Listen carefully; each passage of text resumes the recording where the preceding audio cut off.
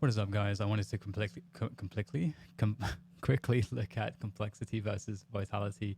Of course, for those of you that have been following Blast, complexity have been having a hell of a run at this point. They had 2-0 to Astralis, and then this was played the following day, where against Vitality they also 2-0'd them. To which we then had the post-match interview with Alex, which people are raving about, where he basically just stated that he feels as though they're having a really good performance right now because of a high level of confidence, but he believes it to be a honeymoon period, and that it will disappear at some point, as they have not previously shown this form anywhere else. So that is up to them to prove him otherwise. I think it's a fair point. I think that ultimately the reason why I'm opening up this Skybox demo to show you this game is because I want to kind of try to measure this. I want to see what is Complexity doing right strategically. Are they generally putting themselves in stronger spots strategically than their opponents? Because the complaint that Alex has is effectively that their confidence is high, and typically when a team's confidence is high, it means that they can make inferior choices to the other team overall across the best of three in terms of the decisions of strategy and the execution of strategy. But the confidence allows you to make up for that and to still tip the scales in your favor enough to win, because you win more clutches, because you hit more shots, these kinds of things. And that's inherently an inconsistent thing over a long period of time. Teams can obviously have that kind of like level during a tournament, but it's very hard to replicate that tournament to tournament. What is easier to replicate, obviously, is what is also harder to achieve, which is having a very well-prepared team, and a team that's generally going to be making, at every tournament they play in, really strong strategical decisions, great execution on the team play and tactical elements as well. And it's not just about the shots. When the shots happen, that's when that team gets to win the championship, So that's the complaint. This is the investigation. So I'm going to quickly go to the beginning of this round, whereby we will check out, well, just to give you guys an update, I'm sure you probably saw the match, and if you did not, Complexity, as you can see in the bottom here, they managed to win the pistol rounds and the following round. This is the first gun round that we're checking out. And so I wanted to look at just this half. I mean, I probably won't look at all of the rounds of this half. We're going to see this default. In my Mirage video previously, what I showed was the reasons why you may choose Palace, or the reasons why you may choose a ramp, and why historically those decisions could have changed due to the meta, and why they then would have, why the meta would have evolved through abuse of that knowledge. And in this instance, unlike having three players going towards top mid, as we did in the example demo in the previous Mirage video, we're going to have a slight alteration. We're going to have two top mid.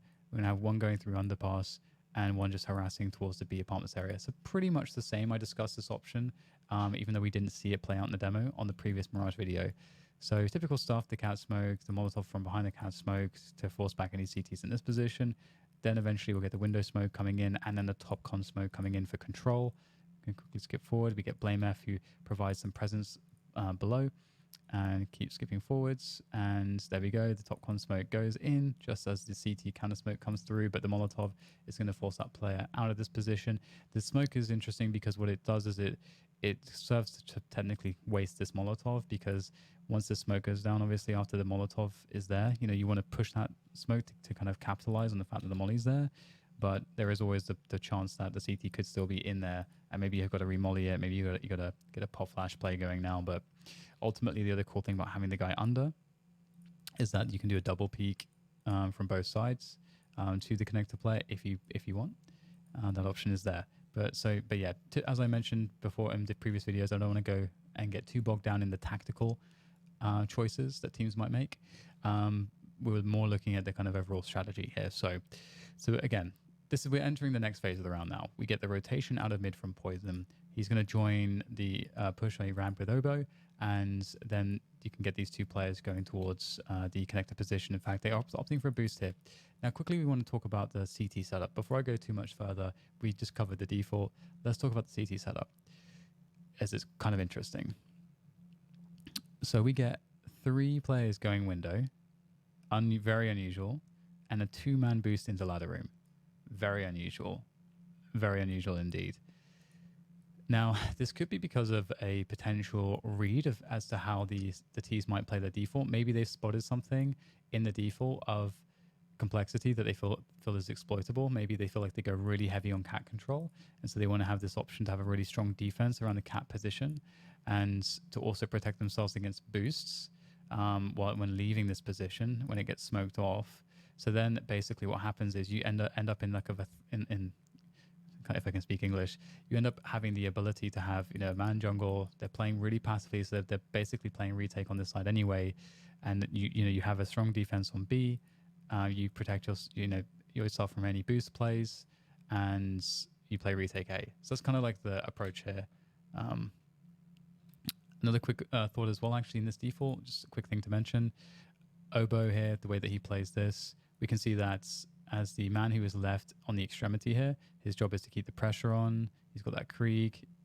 And let's go into his perspective real quick and see exactly how he specifically plays it. Okay, so Oboe runs forwards.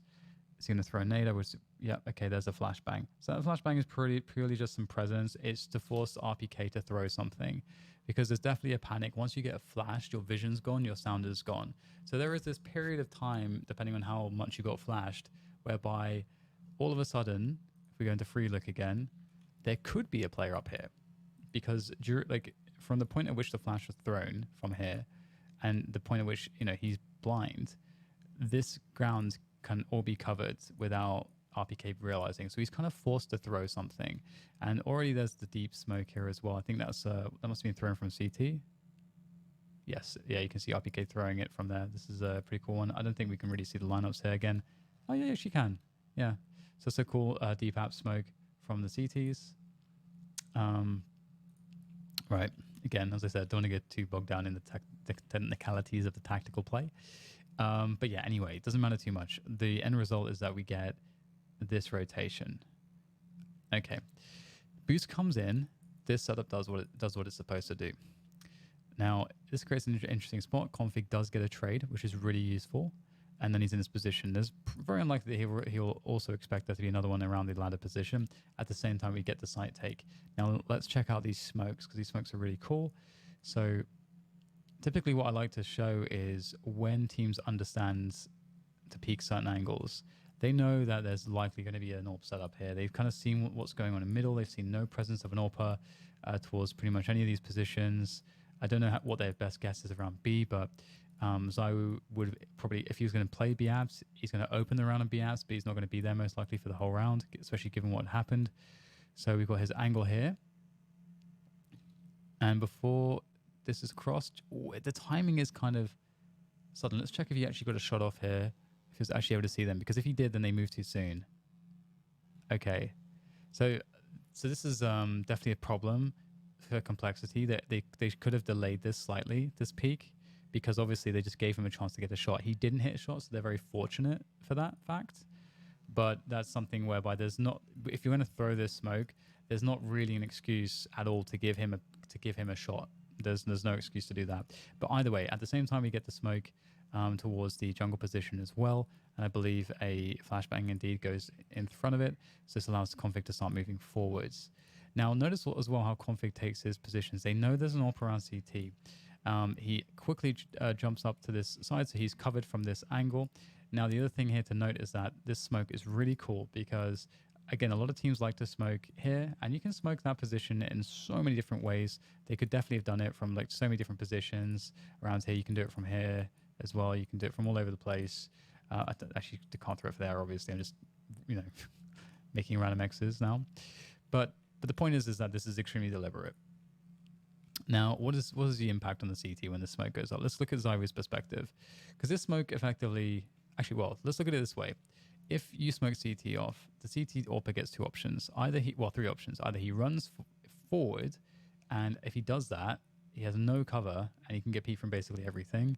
Pretty undesirable with this kind of CT setup. His other option is to just fall back and play retake. His other option with this smoke up is to jump up onto this box and in the corner of the smoke. But it's basically the only one play that he could make there. So everyone's always checking that. So at this level, it's very, very, very, very risky to do that, especially with no players around you distracting. If you're going to make these plays where you jump up on the corner of that smoke, that works typically if you've got teammates already in these positions where they can offer some level of distraction for you. Okay. So what it does, this smoke being here, is it gives Zyro an option to actually play forward. And given that he's one of the only players on the site and he has an AWP and he's Zyro, he's probably going to go for something here. And so they're encouraging him to get out in the open. Now, if you get a pick before the team has taken the bomb site, then obviously what happens is you increase the chances for your team to have success enormously, because you end up delaying the other team in taking the bomb site and getting the bomb down, which kills time on the smokes, which then kills time, which then kills their likelihood to get the plant a little bit. It definitely hurts their success, as opposed to in a 4v4 where you have very little utility trying to retake. This bomb site is really quite easy to retake if you have max utility, but there's 47 seconds on the clock. They've lost a player and they don't have much utility. So they want to try to win this round before the bomb goes down, or before the T's, or wait until the bomb is planted, but try to get the frags before the T's have really got in position for post plant. So Zyro goes aggressive, and we're going to look at Rush's perspective now, because look at how he peaks these positions. Let's just go back a lot. Play with the starting window. Rush sees nothing in their window, checks Tetris, checks the close positions above the ladder on balcony. There's the molly, there's a flash that comes through. The flash is pretty cool too, because if there's anyone watching the palace position, they might get blinded here. Quick jiggle, checks this, default. Second jiggle, checks triple, sees Zyro. He is not available to be shot if Zyro was playing around the boxes. Zyro would have to be really deep here, and then maybe he gets a shot. But you can still see that the way that Rush is jiggling, that's very unlikely that Zyro would hit a shot here. So Rush gets to safely check this position. He gets the kill because Zyro is worrying about connector. Zyro doesn't know what to even look at, because also at this point in time, T's could be running up past this smoke. They've deliberately left this open. So this is a really cool way to attack the bomb site. We're going to see if this is replicated from this point forwards now. Given all this space, this control, it's very hard here for the CTs to get back in. But because the bomb has yet to be planted, there is always going to be a chance. Poison will go for the plant, and he's going to get it in the smoke. It's an open plant. We get Oboe with a double there, clears out connector, leaving just RPK, who dies to poison. So again, quickly looking at Alex's point about confidence. We have a default with a pretty strong setup. The mid trades were somewhat even. They create a situation where Zyro's in a horrible spot. His teammates cannot help him. He tries to make a forward play because he is in a moment when he needs to make an individual play. Now we need to assess, did Complexity put themselves strategically in a superior position? Did they give themselves a higher chance of success? I'd say the only biggest mistake that I saw was the peek here towards Zyro before this smoke bloomed.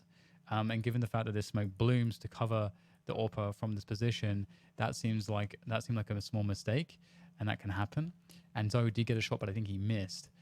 So if we assume that this mistake wasn't made, and I presume in practice that's not something they're trying to do, I would say that in this round, Vitality has some good plays. The double ladder thing was really cool, but it felt like Complexity played a really strong strategical, and made some great strategical and tactical decisions. So let's go to another round. So there's no buy here. I want to stick to the buy rounds in this one. This is one where Vitality win the rounds. And I didn't watch this game live, so I'm just seeing all this for the first time in Skybox and just analyzing it as I go. Right, so let's check things out. We get a different opening here from the T side. They immediately decide to go into a 3-man palace setup. And this is really interesting because if we look at the CTs, they're going for a 2-man setup on B apartments, which is pretty dangerous in terms of Vitality's prospects to stay alive in this round. If you just look at the setup right now, but we'll see exactly how it plays out. We have obviously a lot of presence towards jungle. That can be obviously easily dealt with utility. They're leading with, is Rush the one leading here? Because typically having an AWP lead this peak could be a good thing to do, but the AWP is actually further in the back. Poison there. And okay, there it is again. Okay, the smoke blooms on stairs at a decent timing, but there's still this angle available for the CTs. So they're going to see this coming out. It's going to be interesting to see the perspective of the CTs here. So they're able to get out. And again, what's really interesting here is that Complexity decided only to use the one smoke on stairs. And obviously Alex is making some plays here towards A ramp. There's the smoke, pretty typical, plays close. This position is one of the most ideal positions to deal with, obviously, aggressions through A ramp and Palace. And this really makes up for the fact that the site's completely open otherwise. And the two-man jungle setup is really fortunate for Vitality. That's going to work out quite well. So this ended up being a cool round. It's hard to say exactly why this was chosen by Complexity, this kind of Palace burst. There is, there must, again, it's very likely that they saw something in the demos and feel like some of the CT setups that are run at the early timings in the round, that maybe Vitality are a team that's going to go pretty aggressive towards connector, and maybe there's just going to be one guy on site. So when this pop flash comes over, this site guy is going to get blinded and he's going to get traded, and the teams will be on the site straight away, and you leave this position open so you can take the fights early on. Because one of the things this is a really important consideration, guys, and I kind of mentioned it in the previous round. If you attack a bomb site really early on, like let's say you just rush it, right, and you get the bomb down and everything, and you have your typical smokes, smoke this, smoke this, smoke this, got your bomb down wherever you want. What happens is that because it's right at the beginning of the round, the CTs have full utility, and as I said, this bomb site is very easy to retake with full utility. It's a different story without the utility, but with full utility, it's easy to retake. So interestingly, what they're doing here is they're leaving some positions open because they actually want to fight. They want to get some kills here before the retake begins. They want to entice their opponents to get engagements against them before they're playing that retake scenario. Because this is another way to to attack quickly, but to diminish the utility when eventually the CTs retake. Because what usually happens is there'll be some kind of an equilibrium, some kind of a pause when the CTs realize they can't push onto the site, and the Ts realize they get the plant, and they have a small moment to get post-plant positions. So that is actually happening right now, or not actually so much as they would have liked, because Obo couldn't make it across the triple, although he wouldn't have had even a chance to really plant given the positioning of shocks there with the AWP. So let's quickly go back again. Let's look at the initial push, and then look at where the advantage and disadvantage lies. So double flash above the default boxes. The jungle position is causing some problems. Alex wins the battle towards A ramp. Huge kill. Trade comes through from Obo. We're in a 3v3. Now, if we look at the T positions, we've got a sneaky man who's pretty much always going to be Blame F doing the hard lurk. He's a very good lurker. And Obo's trying to get the plant. So I'm curious why he doesn't just go for the plant immediately. I guess he wanted to make it across for whatever reason. Again, you could argue that this. I'm not sure what the argument is to try to cross here to these boxes with the bomb, as opposed to just planting it. Obviously, one of the initial points maybe would have been to allow a more open plant so that Blame F has options if he's the last man standing. But in this particular scenario where there's 3 CTs alive and only 1 smoke up, it does feel very risky not to get a bomb down. So this may have been that was the original call, and that Obo didn't sort of adjust the call as the situation changed. I'm not particularly sure why the decision was made to kind of not just plant the bomb immediately. If the bomb's planted straight away, the options for the CTs are still better than the T side. But let's continue to see how things play out. RPK is looking for the lurk, and there's 2 players there, and there it is. Blame Off activates the lurk, and now interestingly you have this 1v1 situation almost between these 2 players and between these 2 players. Can't draw arrows, but the problem is obviously the bomb is lost. That's a really, really huge problem. The bomb is like here or something, and there's a minute left, so they can try to reset the situation here. But the fact that there's 2, so this is actually one of the worst situations to be in, because not only is the bomb down, but you're against 2 AWPs, and when you're against 2 AWPs in positions like this, it's so difficult, because when you're playing late rounds and you're trying to gain position, what you want to do is you want to walk everywhere, because obviously as soon as you give your position away, you allow the other players to reposition. And because there's so few opponents left for them on the map, they know very well if they see 1, very likely what is safe, and they can take a lot of safe risks in terms of how they reposition to account for how you're going to attack them. And because they already have the bomb as well, that also tells them how to position. So positionally, not only are they in a huge advantage based off of the way this round has gone, the AWPs create this spot where like you're probably going to be walk peeking most things or jiggle peeking, and the AWP is the most ideal weapon to deal with this. So they'll reset the situation. This does force Shocks to now worry about B. So this is why you use the time on the clock to your advantage. By the way, they do this well because some teams wait way too long, and they waited just the right amount of time. So now Shocks is like, well, now just enough time has passed that they could be attacking or splitting me from the back. So now they get to attack together as well, which is pretty huge. So they've started to make some noise, but the reason they're making noise is because, you know, they know where the bomb is, they've got to get the bomb, and they want to get the smokes down. So that's a totally cool thing to do. And now the smoke is down and the position's given away. The rest of the nades come through, and Chox is slowly peeking this, holding this line. This is a huge problem because the bomb is still down. We'll see how this goes. Poison does have an AWP, and he goes for the plant here, and Chox is playing it conservatively. Blame if on the angle with the Krieg. Oh, and Shox hits a pretty good shot there onto Poison. How was the peak here from Poison? Yeah, so Poison was just... Yeah, this is just a tough situation for Poison. It's a good shot from Shox. But Blame having the Krieg, maybe it's winnable. Wouldn't fancy his chances, though, given that he's against IO and Shox with AWPs. And indeed, I mean, we know that the CTs are going to win this round. So Blame tries to do what he can. He gets taken down by his IO in their face, no less. So this was a round where, you know, again, if we go to that criteria that we're looking at strategically, you know, who was ahead, who was not ahead.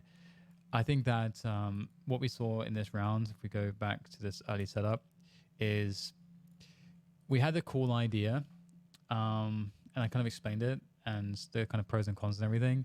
Didn't work out for complexity, but they're trying something that's a bit quirky here. So I don't think we can necessarily say that, you know, too much one way or the other. So if we go into the next buy round, which is actually the following round, where Vitality also pick up. Let's see how the opening is. The opening is going to look like an A set piece immediately. So just going for a fast A set piece here. See all the nades coming over the bomb site. This is very, very, very typical. A very typical set piece here. Smoke jungle, smoke stairs, smoke CT, Molotov the bench, Molotov the sandwich. I think this is supposed to be a Molotov for this position. And the reason why you might want to do that is because sometimes the CTs will run up the stairs through the smoke and then drop into this position. So it can be pretty important. Okay, so it's spreading. Okay, so it did actually go there. Or maybe they threw a second one. Also the molly under the bounce. So basically now the only things that need to be cleared are these positions. See, Alex is sitting behind the fireboxes, and he is likely, he surely must get checked by somebody. There's just no way they don't check this. Come on, guys. No. Alex is just still sitting there. This is actually kind of outrageous. Let's look at his perspective a little bit. He's just hitting side boxes. The firebox is still... Oh, no. They just never see him. No. Oh, that's so gross. This is a huge, huge mistake. Because... And I want to see if we can figure out why this mistake was made. We don't have... Obviously in Skybox, there's not like a button where I can like turn on all the game audio or something, so I can like see if like there was a distraction. So they clear this, and with the smoke up here, Rush is totally safe to peek out Balk, and the Balk peek is pretty strong onto the site positions, onto default, onto triple, and you know, obviously this is the difficult spot for the Balk peek because the nature of the angle and how awkward it is. You're kind of like, you really need to jiggle this one to see if there's a player there, because I would say that this guy has the advantage most likely, because I don't know, it's just very easy to shoot people coming from this position, and it's just not an easy one. I would say that the CTs are slightly favored there. Just from that's one of those ones where I'm like, I'm not sure I can actually explain it right now with words, but having been in that position on both sides a bunch of times, that's how I feel about it. either way, this is kind of criminal. No one checks this. You've got 5 players. There's not even a lurk. There's not even a player that's lurking. And we already said that you don't have to worry about this. You don't have to worry about this. Obviously, they check for it in case someone's sitting in it or running that out from there. They've taken care of this. There's only 3 places left. 1, 2, 3. Literally, and they're all in the same place, basically. And no one looks. And obviously, like, you can't see him from Tetris. This is just okay. So let's see what happens until the point Alex kind of activates and just murders everyone. So let's see what happens until then.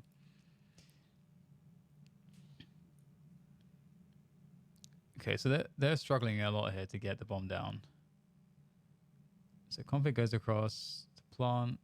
Oh, that's just what a play here from Alex Apex to kill the bomb plant. If the bomb goes down at that point, obviously that's going to be really helpful. But this is what we're talking about too. Then the retake situation starts happening where the CTs have like maximum utility and they don't have the bomb down and their smokes are gone. So it's a huge play to get that kill. So at this point, Vitality are massively favored. Even if you ignore Alex, right? Even if you ignore Alex and you're just thinking about, 3 players, these 3 players, I would say the CTs are still favored because the Ts still don't have a bomb plant and they don't have any utility. They must have tilted off. Well, I don't know if they tilted off that, but that would be really frustrating to be on the other end of that. Okay. Next rounds.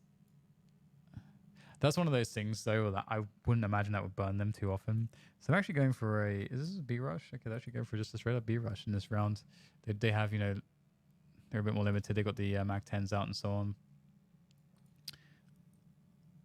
And it's really interesting here because you can see that Vitality have read this really well. They open with 3 on B. Now, one of the reasons you can do this is you're not going to often have this fast contact play into A, or someone pushing Palace or anything like that at these early round timings. And having someone like Zywu playing defensively, again, because they have max utility, he can just play around triple and CT. If shit gets real, he can just fall back and just give it the side up. So that's and because, again, we know that the bomb site is very retakeable with grenades, it's not a huge risk to do this. And what it does do is if there is in the early timing a fast B play, which is more likely, then they're going to just smash it. And if there's nothing B early rounds, well, they can just rotate players back out, or they can do a variety of different setups. So we see the flashbangs come in and there'll be an immediate dump. Notice how the first molly goes here to the end. Notice how molly goes down there as well. This is just so much damage. They have to smoke this position. That really creates issues for config. He's going to have to now go through the smoke and now try to move his way forwards. He only has this position to go to, and obviously there's already CTs on that angle. They've got RPK playing next to the empty corner, and Alex is behind the double smoke here. So this is just like a fantastic setup. Great. Whose Molotov was that? Was that Team Molotov? Whose Molotov was that? Okay, so it was actually a Team Molotov, interestingly, for the empty corner, but yeah, it doesn't really help them too much. I'd say that it actually only helps RPK, who just wants to not be pushed on. So yeah, great defense. Next round is the save. Okay, go into the next one, which is the buy round, and it looks like this is a 1 round for complexity. So let's check this one out. Okay. Smoke on cat, pretty typical. So we do get a slightly different default here. We get Rush playing really passive in Palace, looking for a push at the early timings, suspecting that there could be some shenanigans. When you're playing the game, you get kind of a feel as the flow of the game goes through. As you've run a few rounds, you know what rounds you've run, and they know what rounds you've run. And so then they get this feeling of like, okay, this is kind of the flow. They've done something fast. They've done something slow. They've kind of, this is how their defaults have been going. And so you get this general storyline as to how the match has been playing out. So what that then gives you as a player is all this data, all this information as to understanding what are the more likely strategies that might be selected after these strategies have just been picked. And then, you get a situation like this where maybe Russia's thinking, all right, there might be an aggression palace. We haven't seen that just yet. There has been no aggression palace. And they're going to put 2 on top mid again. We saw this kind of approach previously as well. And then Russia's immediately going to fall back out of palace. It seems looking for an aggression A ramp now as well. So it seems like they really expect an A ramp aggression or a palace aggression. So Russia's really taking his time as his teammates work on middle as per usual. We get a very similar thing, not Oboe this time, but Poison. And instead of rotating to T-spawn, he rotates into mid. And this will be really cool now to see what the options are. Again, we have exactly the same setup here. The smoke's going down for control of mid. Now we're entering the next phase. So this is Molotov is the full sending CTs back. Unfortunately for them, this is a very strong angle for this. And sometimes, you'll see those pop flashes explode around this position here, which, if Shox is seeing that pop flash coming, he might even be able to dodge it because he's so elevated, might see it coming. And even if he doesn't, he's still pretty safe and quite far away. If it's like a pop flash here, which sometimes happens, he's very far away from it. So he might not even be blinded enough from that flash. And we're seeing a little solo play here from Rush. Yeah, so he bounces this flash. This flash actually seems to work, even though he bounces it against the wall. I want to see this from Russia's perspective, actually.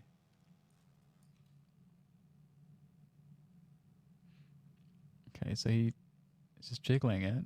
They've seen him, throws a flash against the wall, peeks with it, and it works out really well. It takes down Cyrus. So, that's a really strong couple of entries here. So that is like pretty huge from Russia. That's one of those things where I don't know what you're going to do about that. What's interesting about this is that those kills come in at a moment where these guys could still go either way. So I don't know if this impacted where they were going to finish this round, but those are 2 huge picks. And this can be one of those things where you can say, like, because that does look pretty weird. Rush has basically made a solo play with a flashbang, and it's not even like a pop flash. It's just he's bounced it off here, and he somehow killed 2 players in 2 1v1s. And it's not just 2 players, it's Cywu and Apex he's just killed. And that forces Alex forward in his position, as opposed to waiting on the site. And one of the reasons he might do that is because this player's come up here.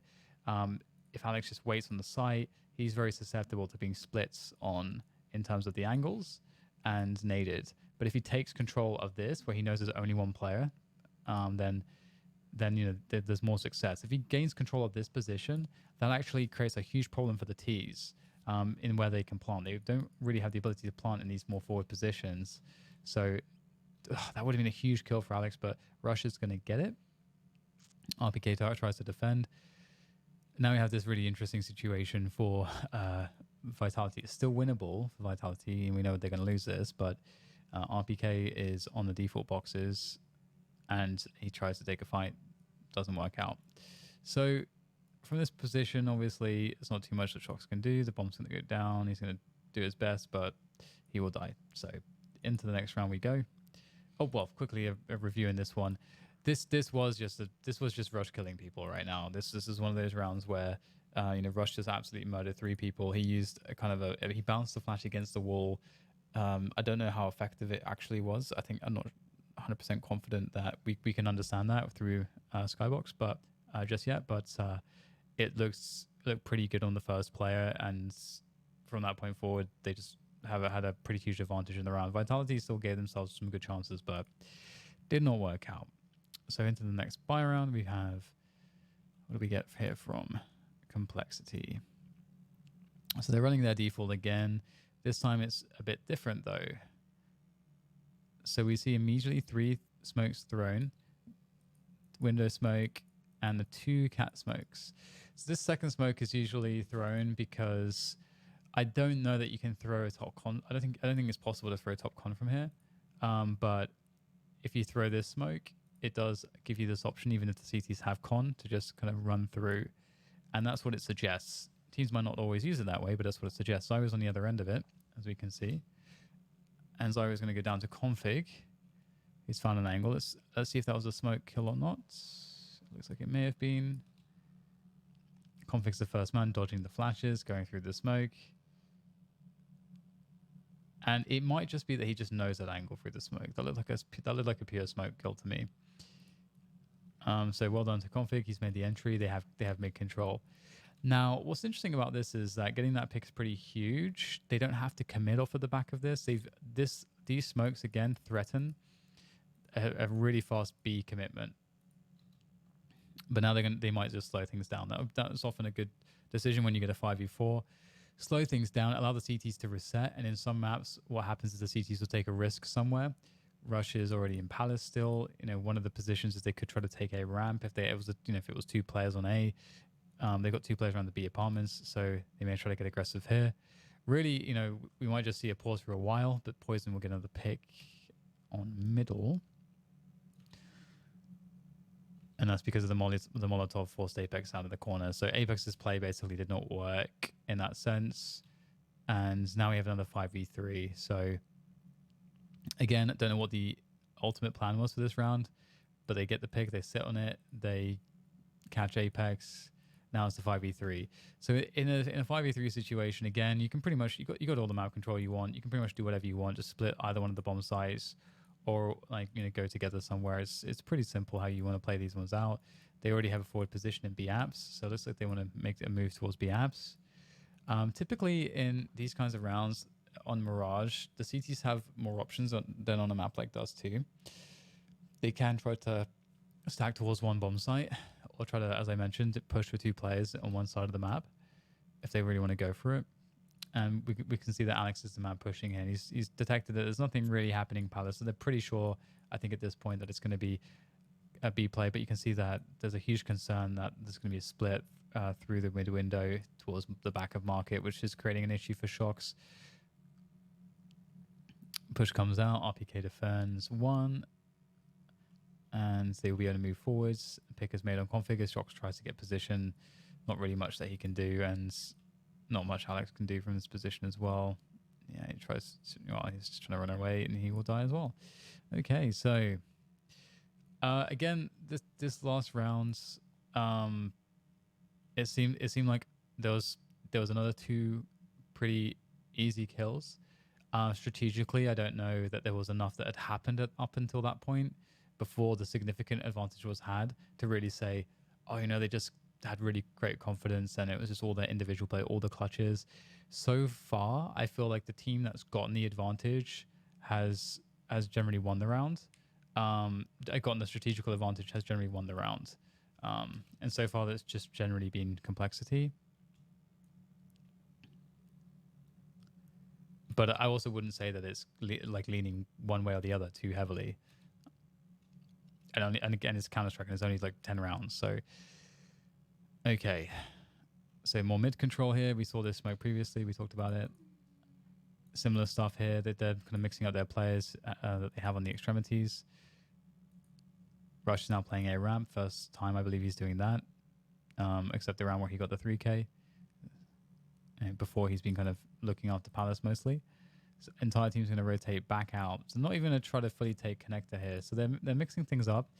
They're allowing the CTs to kind of retake this and just hold on to these positions. I would be very suspicious if I was Vitality, just because it seems this is the first time they haven't at least taken connector control away from the CTs. And it doesn't really seem like there's a great reason to necessarily not do it in this round, but they decide to immediately fall back for a 4-man push up a ramp. And they've got superior firepower. And you can see this smoke is going to come in on top con. It's not going to impact things too heavily here, and it's just better firepower, better numbers onto the A bomb site. They don't have CT control. You can see that they're worried about that, and the retake attempt will come in. So it is a 3v3 here, and there is something to work with for Vitality. So they've done a good job in picking up the frags that they have. Let's see if they can make this work. It's a bad plant. It's a default plant. They've left Obo close by fireboxes. There's a pretty good chance there for the CTs, I got to say.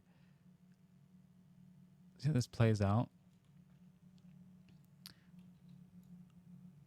So just trying to move in together, forcing their way in. This is really huge. Shocks is able to, with Iwu, kind of get the 2-on-1 onto Obo. And it's a really difficult position for Obo, I got to say, like, being in fireboxes, because you don't really want to stand here too long, because you kind of have to crouch, otherwise you can get seen from like so many different positions. And if a Molotov or nades come in to that position, which is often will happen if they're available, you're also in a bad spot. So I can understand why he wants to try to take a fight here, because you want to try to get a swing when they're moving forwards. Maybe they're looking at a different area, and that's kind of exactly what happens. He goes for a swing, and he's a swing and a miss, leaving a 2-man setup on A ramp, which is really problematic. And the CTs just have more to trade with. So then it becomes a battle of just trade fragging, and the CTs win. So again, this is actually a situation whereby if we go back, I feel like Vitality played really well here in terms of losing a lot of advantage, having worse weaponry, not having the utility in the retake, but still making the round win happen. Excuse me. So flashes come through. I just want to see why there wasn't more value converted here, because you can see one of the big issues here is that in terms of the positioning for the post plant, it was restricted to just this. There was no jungle pressure or jungle control. There was no CT pressure or CT control. They just fell back immediately. And so the question is, why is it the case that it happened in that way? And you got Zyro in position towards jungle. And it could just be the case that, Zyro is just able to do too much from this position as well as Apex. And that maybe instead of this top con smoke, they want a different smoke. I'm curious about the top con smoke. Again, in the hindsight, we have the perfect information. In Counter-Strike, you do not have perfect information when you're playing. But they go for the top con smoke.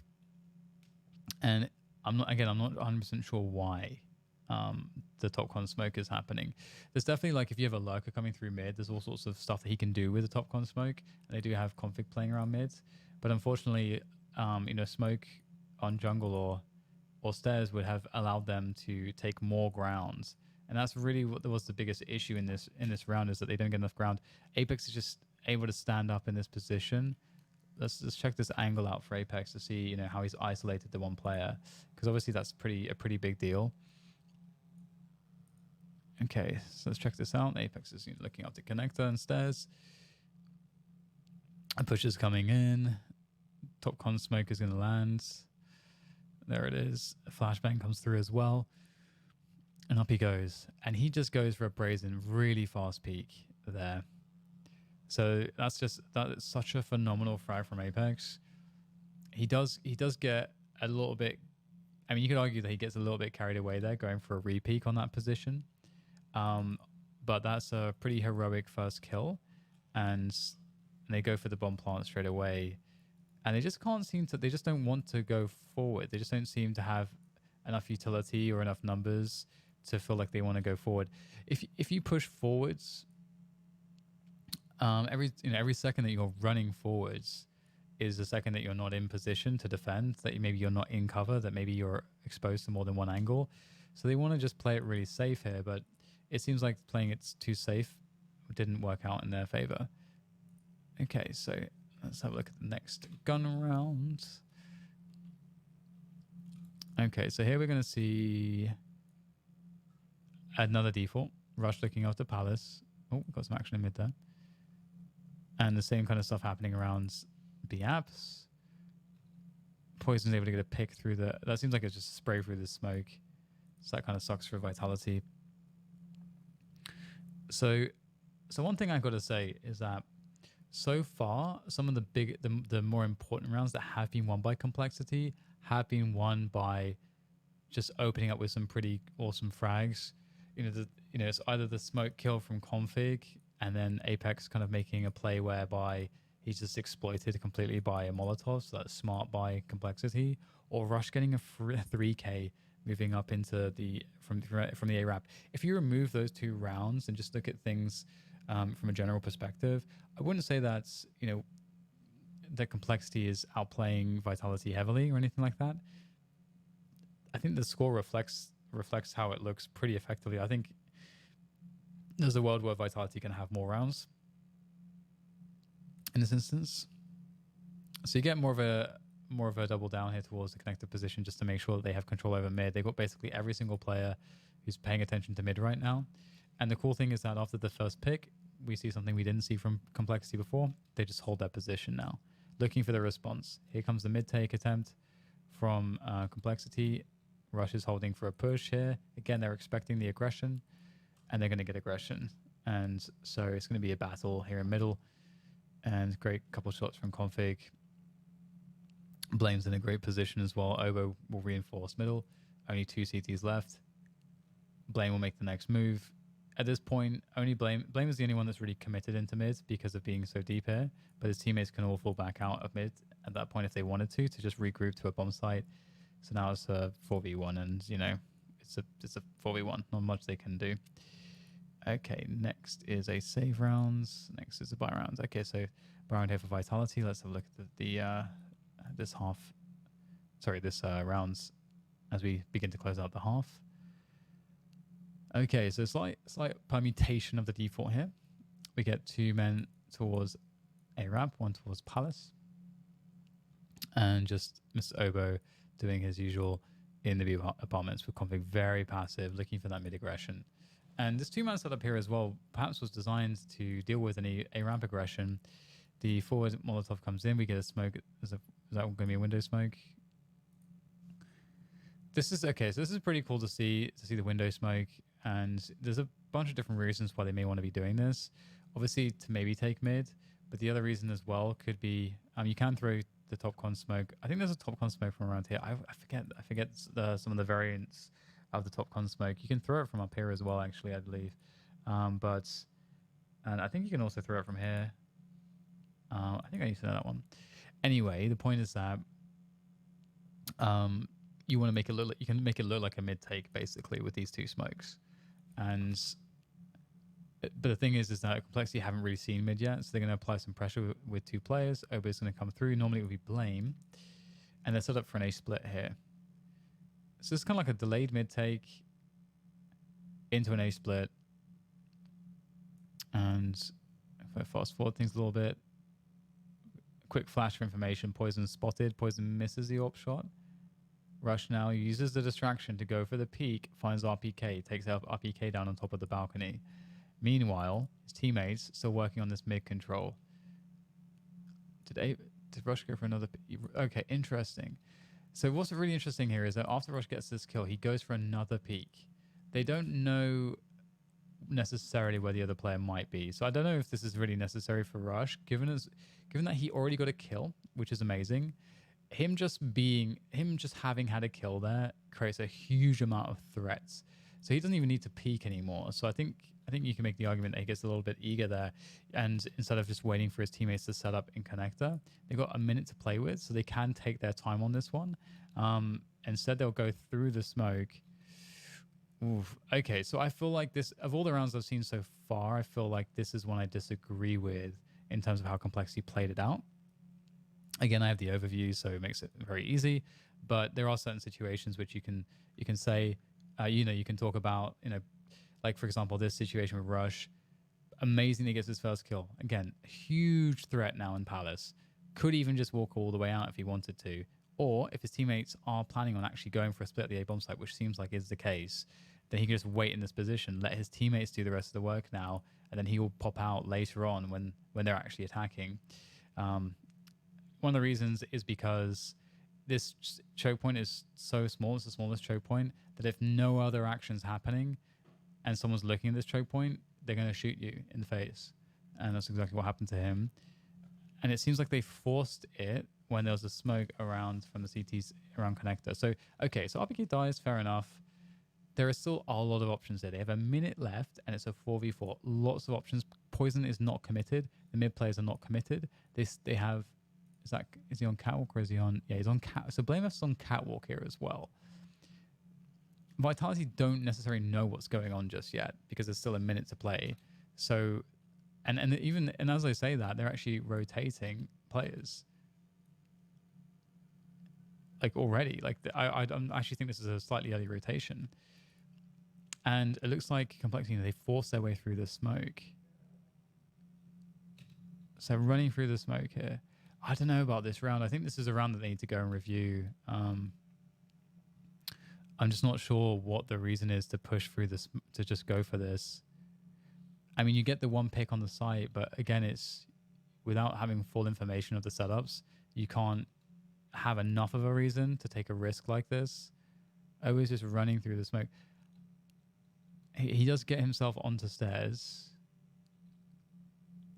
And Config does get himself out as well. But the question to me is that what they've done also is they have forced the CTs to use these smokes around the 1 minute mark. So when these smokes go away, it'll be around, 1:43. Let's have a look. Oh, I'm going the wrong way. Oh, I guess it was a little bit later than I thought. Oh no, is that resmoke? Okay, am I blind? What's going on here? So 17 seconds for a smoke, basically. So it'll be like 1:42 or something like that. 42 seconds left or something like that. So that's still plenty of time to make some decisions. So yeah, I'm not sure I really agree with this. I think they're really forcing the issue here. Given the amount of map control that they have all these different options to just not have to walk through smokes and make their own lives very awkward. So, and they could the way that they could turn it in, like they could change this round is they could use poison as a lurk. They've got this con control. They could also leave one in con if they really wanted, or especially the CT's throwing this smoke down. You got to think of this like, how can I use this to my advantage? I can either use it to my advantage by letting the smoke just burn, and they've thrown that smoke now, goes away around 40 seconds, as I mentioned. Or what I can do is I can use this smoke as a top con smoke against them, and it can play towards catwalk and rotate towards B apps for a B split. Or I could, make it kind of seem like that, just throw in a big delay, see what the response is, and potentially there's also the option to rotate players to a ramp as well. There's a lot of time left to do stuff in this round. So yeah, it's a bit of a head scratcher for me, this one, how it played out. I think that Complexity were in an awkward spot and they just didn't have a clear call at this point. Perhaps would love to hear exactly what went on in this one. But that's a round, I think, where Complexity, after the pick from Rush, they're in a pretty big advantage. They're in a pretty huge advantage in many categories. Anyway, so into the next one we go, and this is the last round of the half, and so this will be the last round of the video. Right, so we get what looks like a set piece again. We've seen this before. It's the classic set piece. Previously, what went wrong was Apex got a pick on the planter, and also Alex was tucked away in this position. I wonder if they actually checked that position. Obviously, there's no one there this time, but let's have a look, see how this works out. So RPK is playing under balcony. They don't actually molly it this time. He does get taken down by Oboe, who's the first out. And with everything down, his job is to check this, as he's the first to be able to check it. They push onto the side. Apex peaks. There's the trade from Rush. Okay, actually comes from Blame F instead. And they obviously know that there's nothing here at this point. And then Shox tries to get onto the bench peak, but at this point, it's harder to have to be successful. I mean, honestly, I think Vitality, because they tried to challenge for this directly, they did a pretty good job. And this is a winnable round, obviously, for Alex. Although it's a low percentage, especially against an AWP. At this level, the AWP makes an enormous difference in post-plants because the pro players are so effective at connecting their shots. And boom. All right, so there you go.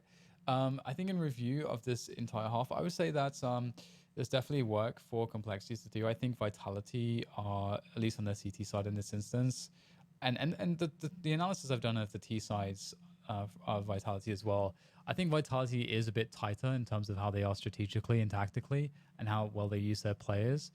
I do think that there is certainly an element for Complexity right now where they are leaning on some of that confidence and individual skill. We saw a few instances in this half where Complexity are going to finish this out 9-6, but ultimately there were like a couple of those rounds which were important rounds in terms of the economy, and you could argue could be swing rounds potentially, are rounds in which there's just some missed shots from Vitality. They have like they had like a two-man setup in this position, and Rush gets 3 kills, or that other round where they're losing Zoe through a smoke, and then Apex is in a bad position on the window, and stuff like that. And I have to say at the same time, like Complexity did pretty well in terms of their defaults and their defaulting. I think that they added enough variation to it, the way that they played the pacing, the way that they played Rush on the extremities, that it's you can definitely see that they've put a lot of work into their routine. The only thing that was a bit irksome for me was just that that call to go for the like to push through the smokes and go for the A push when they had like huge map control and a 4v4 advantage, which they could have maintained a 5v4 advantage. In that case, had they done that and played the 5v4, there was a million options for them to kind of try to close the round down, but it feels like they kind of forced the issue a little bit. That's something that would change with experience for sure, and it is a really young team in many respects, and so they're gonna. I disagree with Alex in terms of it being a honeymoon period per se. I think they're actually just finding their comfort in the system, and so that extra little bit of freedom is giving those players the ability to feel that comfort and then show their skill more, because we know that their players are really heavily very highly skilled. And so I would just say that I think Complexity are going to do very well in the long term. And as far as it being a honeymoon period, I don't think it is, but I do think they are hitting some good shots. So there it is, really. Not too much else to go over in the end of this one. So I hope there was some insights that you gathered from this one. And if you have any suggestions as to demos from Blast you'd like me to go over, then let me know in the comments below, and I will make sure to do that. Cheers.